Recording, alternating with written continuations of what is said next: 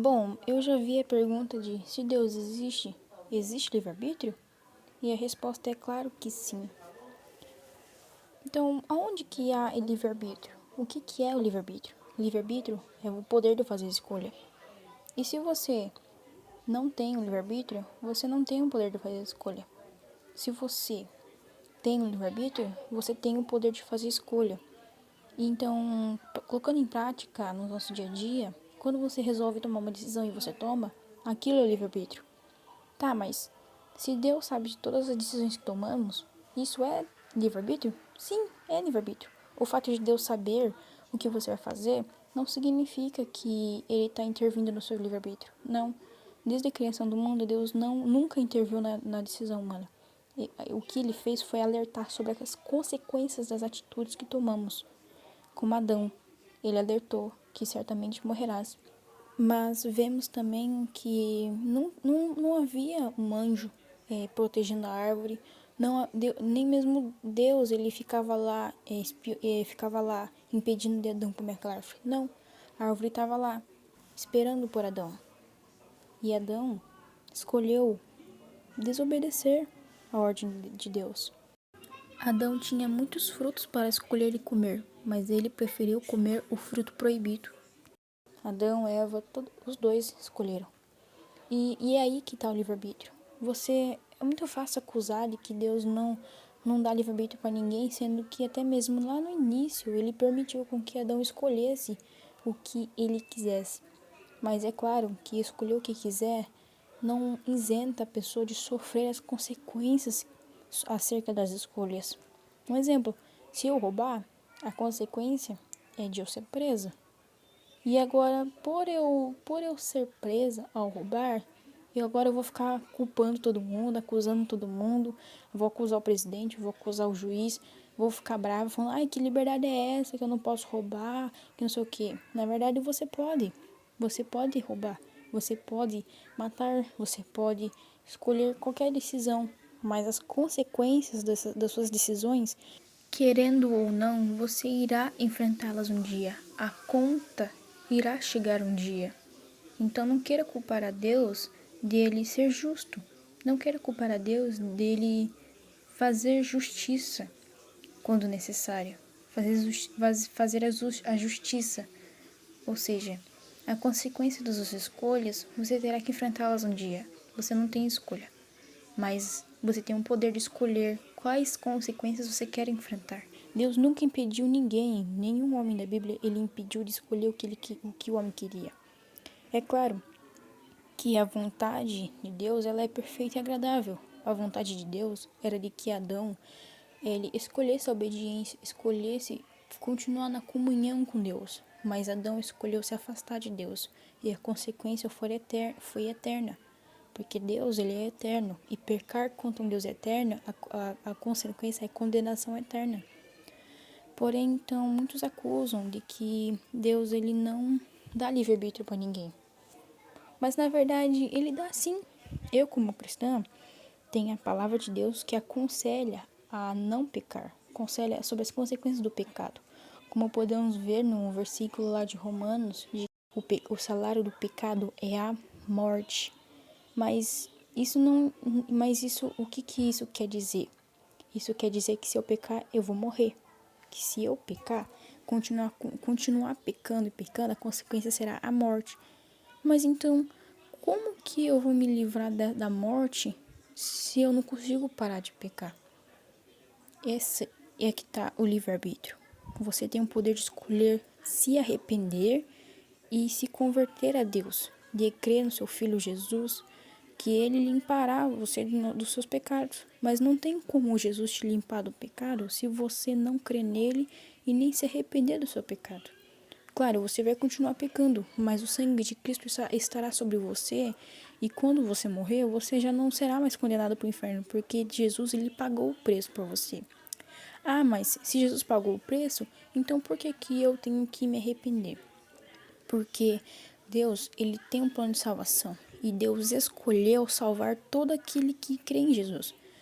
Não foi pessoa por pessoa. Deus sabe o que cada pessoa vai decidir sobre sua vida. Ele escolheu salvar aquele que crer. e escolheu condenar aquele que não crê. Ou seja, a oportunidade está para todos escolherem. Deus, ele deu livre-arbítrio para todos escolherem entre a morte e a vida, a condenação e a salvação. E é aí que está o livre-arbítrio. Então, como que você vem acusar Deus de ele não permitir o livre-arbítrio? É por causa das ordens? É por causa das leis, dos 10 mandamentos? Isso é ridículo de acusar. É ridículo de acusar Deus. Porque Deus ele sabe das suas decisões, mas ele não intervém na sua decisão. Ele não força você a fazer nada. Até mesmo Jesus, ele nunca forçou ninguém. Jesus tinha muitos e muitos seguidores, mas ele tinha apenas 12 discípulos. Ele tinha muitos fãs, mas poucos eram seus amigos. Poucos eram de fato íntimos de Jesus. Jesus disse: quem quiser seguir a mim, negue-se a si mesmo.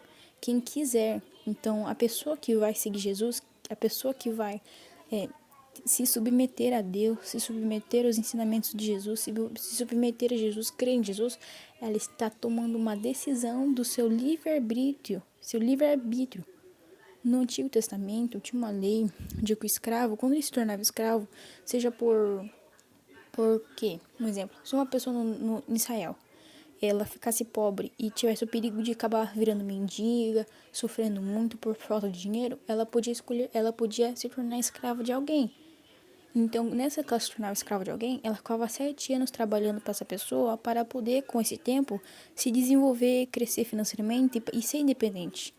Então, já falando sobre o assunto de escravidão, eu posso falar em outro vídeo sobre isso. Mas no momento agora vamos focar em livre-arbítrio. E ela ficava 7 anos trabalhando como escrava daquela pessoa e depois desses 7 anos ela tinha o direito de ser livre dessa pessoa. Mas se um escravo ele amasse o seu dono, ele poderia ficar para sempre com esse dono. E qual era o sinal de que um escravo se tornava sempre do seu dono? Ela furava a orelha. Ela fazia um furo na orelha, se submetendo ao seu dono para sempre. Então, isso é a pessoa que se escolhe servir a Deus. Ela escolhe servir a Deus não por medo do inferno, mas por amor a Jesus, por amor a Deus. Todo ateu que se converte ao cristianismo não é por medo do inferno, mas porque teve uma experiência com Jesus. Ele viu Jesus naquele momento, no momento dele, né? E ele se converteu naquele momento, não por medo do inferno, porque o inferno é uma consequência natural de nossas escolhas.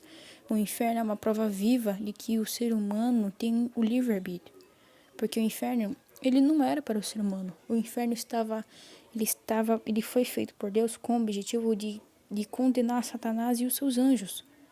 Mas por causa do ser humano ter escolhido o pecado, se torna uma consequência natural o homem ir para o inferno, que é a separação eterna de Deus. Então, como que você vai acusar Deus de não ter livre-arbítrio? Se você também for ver muito bem sobre as leis, você vai ver que todo o propósito da lei era segurar o desenfreamento do homem. O homem, ele é desenfreado. Se o homem não tiver leis, ele se torna bicho, ele se torna animal. Ele começa a fazer... É verdade também. Se você for pensar no Brasil, se todo mundo pudesse ter um dia... Eu até mesmo lembrei daquele filme agora. Daquele filme onde tem um dia onde não onde é permitido cometer todo tipo de crime ruim. Você percebe que as pessoas elas ficam loucas. Elas começam a sair matando, roubando todo mundo. Começa uma loucura no filme e é horrível de se ver. É a mesma coisa na vida real. Se ficasse 24 horas, se o governo permitisse um dia por ano todo mundo fazer o que quisesse, o mundo entraria em caos bem rápido. Então, a lei serve para segurar o homem da sua humanidade. A humanidade do homem é pecaminosa. O ser humano tem a natureza corrompida. Eu até mesmo estava estudando uma vez sobre um filósofo que ele concordava acerca disso. Que o homem, o instinto do homem é ser um animal. Não exatamente um animal inconsciente, sem consciência. Mas um animal consciente, mas que prefere e escolhe ser um animal.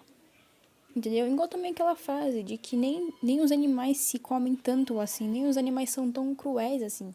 Mas claro, né, que devido ao pecado do homem, até mesmo a natureza se corrompeu, até mesmo a natureza sofreu os danos do pecado.